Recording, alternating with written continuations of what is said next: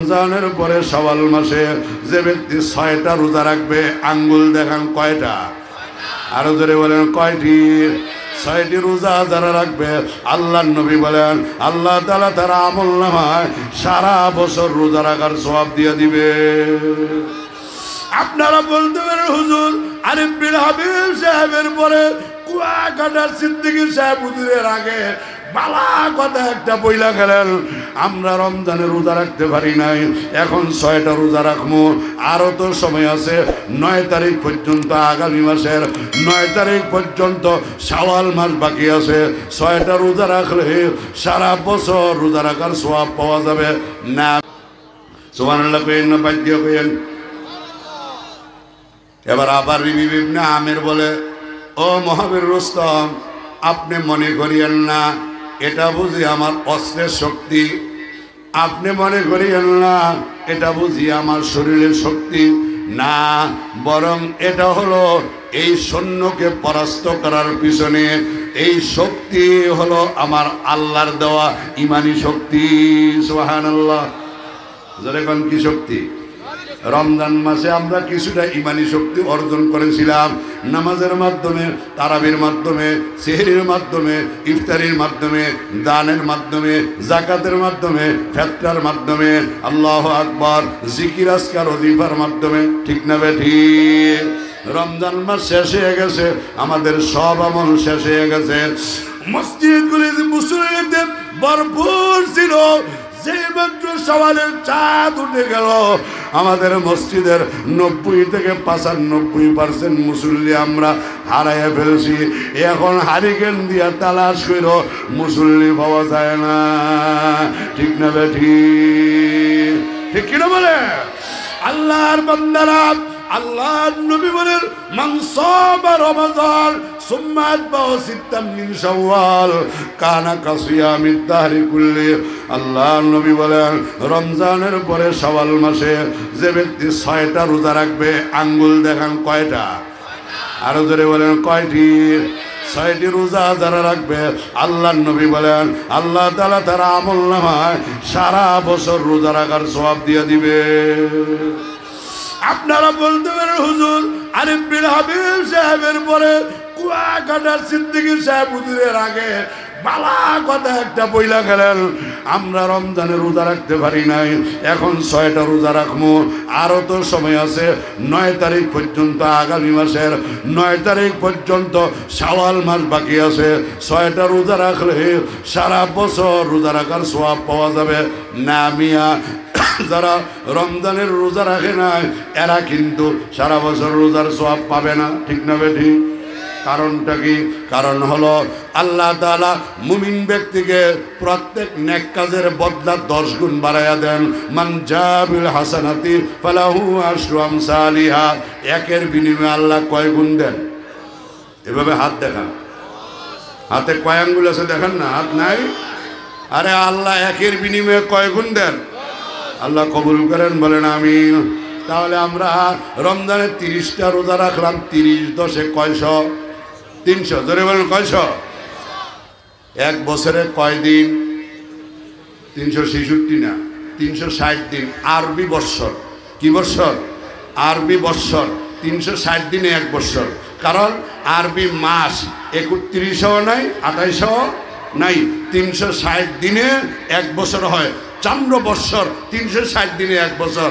তাইলে আমি রমজানে 30 রোজা রাখার কারণে আল্লাহ তাআলা আমার আমলনামায় 300 দিন রোজা রাখার সওয়াব দিছে। বাকি আছে আর কয় দিন? আরো জোরে কোন? সিত্তাম মিন শাওয়াল কানা কাসিয়ামিদ দাহরি কুল্লি। আল্লাহর নবী বলেন শাওয়াল মাসে যদি 6 রোজা রাখো, 6 10 60, ওইখানে হলো 300। এই এক বছর রোজা রাখার সওয়াব আল্লাহ তাআলা আমাদের আমলনামায় দিয়ে দিবেন। জোরে জোরে বলেন সুবহানাল্লাহ। আল্লাহর বান্দারা, ইচ্ছা করলে আমরা সারা বছর রোজা রাখার সওয়াব পেয়ে যাব। ছোট্ট একটা হাইব্রিড আমলের কথা আমি বলে দেই।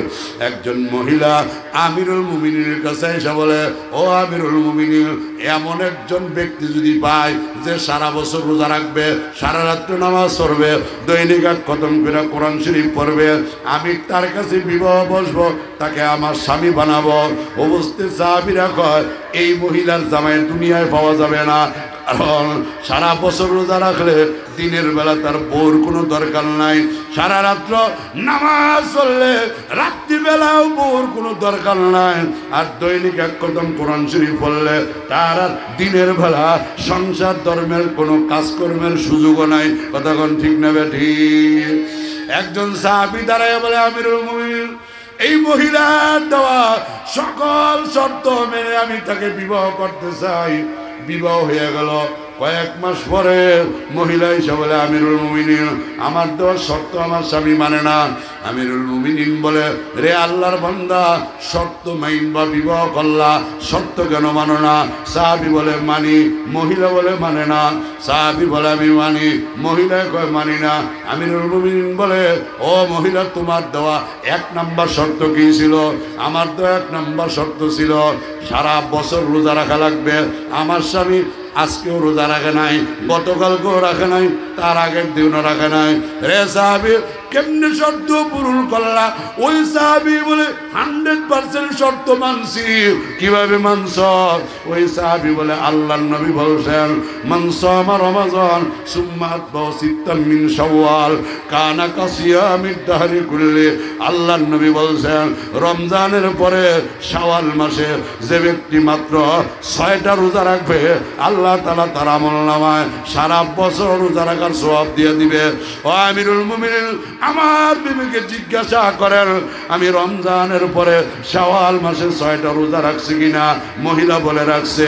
আমিরুল মুমিনিন বলে, ও মহিলা, তাহলে তোমার দেওয়া 1 নম্বর শর্ত 100% পূরণ হয়ে গেছে। আরো আসতে কোন সুবহানাল্লাহ। ওই মহিলা বলে, আমিরুল মুমিনিন 2 নম্বর শর্ত মানে না। মহিলাকে জিজ্ঞাসা করা হলো 2 নম্বর শর্ত কি? মহিলা বলে, আমার দেওয়া 2 নম্বর শর্ত ছিল সারা রাত্র নামাজ পড়া লাগবে। আমিরুল মুমিনিন বলে, নামাজ পড়নি সারা রাত্র? নামাজ সারা রাত্র পড়িবা না পড়ি আমি 100% শর্ত মানি। কেমনে মানো? মহিলা বলে, আজকে রাত্রেও ঘুমাইছে, গত রাত্রেও ঘুমাইছে, আগের রাত্রেও ঘুমাইছে।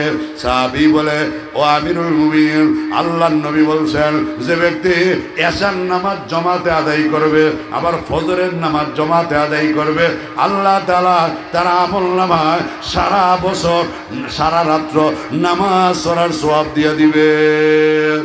ও আমিরুল মুমিনিন, আমার বিবিকে জিজ্ঞাসা করেন, আমি এশার নামাজ আর ফজরের নামাজ জমাতে আদায় করি কিনা? মহিলা ডাক দিয়ে বলে, আমিরুল মুমিনিন, এশার নামাজ আর ফজরের নামাজ কেন, 5 ওয়াক্তের নামাজে আমার স্বামী জমাতে সহিত আদায় করে। আমিরুল মুমিনিন বলে, অন্য নামাজের কথা জিজ্ঞাসা করি নাই, এশার নামাজ আর ফজরের নামাজ জমাতে আদায় করে কিনা? মহিলা বলে, 100% আদায় করে। আমিরুল মুমিনিন বলে, রসুলের ঘোষণা অনুযায়ী, আল্লাহর নবীর হাদিস অনুযায়ী আপনার দেওয়া 2 নম্বর শর্ত যথাযথ বাস্তবায়ন হয়ে গেছে। আরো জোরে কোন সুবহানাল্লাহ। মহিলা মনে মনে কয় 3 নম্বরটা আর পারতো না। 3 নম্বর কি ছিল? কয় 3 নম্বর ছিল দৈনিক 1 কদম কোরআন শরীফ পড়া লাগবে। আমার স্বামী দৈনিক 1 কদম কোরআন শরীফ পড়ে না। সাহাবী বলে, মানি। কেমনে মানো? ওই সাহাবী বলে, আমিরুল মুমিনিন, আল্লাহর নবী বলছেন, যে ব্যক্তি সূরা ফাতিহা সহ 3 বার, সূরা ফাতিহার সাথে 3 বার সূরা ইখলাস পড়বে, কুল হুয়াল্লাহ সূরা তেলাওয়াত করবে, আল্লাহ তাআলা তার আমলনামায় 1 কদম কোরআন শরীফের সওয়াব দিয়ে দিবে। আমিরুল মুমিনিন, আমি 3 বার না কতবার সূরা ইখলাস তেলাওয়াত করি, আল্লাহ ছাড়া কেউ জানে না। আমিরুল মুমিনিন বলে, ও মহিলা, তোমার দেওয়া 3 নম্বর শর্ত যথাযথভাবে পালন হয়ে গেছে। আপনি আমিষা ভরা তরকারি বাজারে যাবেন, যায় দেখবেন। আমি তো বসে বলছিলাম যে সময়টা জানানোর জন্য। আলহামদুলিল্লাহ, হুজুর চলে আসতেছেন। জোরে কোন আলহামদুলিল্লাহ। কিরে ভাই, আলহামদুলিল্লাহ আওয়াজ এত আসতে কেন? জোরে কোন আলহামদুলিল্লাহ। নারে তাকবীর, নারে তাকবীর, নারে তাকবীর। আলহামদুলিল্লাহ। যারা দাঁড়িয়ে আছেন দু চারজন বসে যান। আলহামদুলিল্লাহ। এই বিশাল আয়োজন প্রতি বছর আমার ভাই আব্দুল মতিন সাহেব আল আরাফা ইন্টারন্যাশনাল হিফজুল কোরআন মাদ্রাসার উদ্যোগে এই বিশাল আয়োজন করেন। এখানে আমিশাপাড়া খলিলুর রহমান ডিগ্রি কলেজ আসে। ওনারা মাহফিল করলে কারো কাছে অনুমতির প্রয়োজন হবে না, কিন্তু এটা কলেজের বদনামি না, কলেজের দ্বারা এই ধরনের কাজ হয় না। কারণ আমিও তো একটা কলেজে শিক্ষকতা করি। আমার কলেজটা এই খলিলুর রহমান ডিগ্রি কলেজের আরও অনেক অনেক অনেক অনেক আগের কলেজ, 1917 সনের কলেজ, কিন্তু এই 100 বছর পার হয়ে গেছে। মুরাদনগর উপজেলা বাইরা মোহাম্মদ আরিফ কলেজ এই 100 কয়েক বছরের মধ্যে একবারের জন্য কলেজ কর্তৃপক্ষের মাধ্যমে একটা মাহফিলও হয় নাই, ঠিক কিনা বলে? কিন্তু আজকে আমার ভাই আব্দুল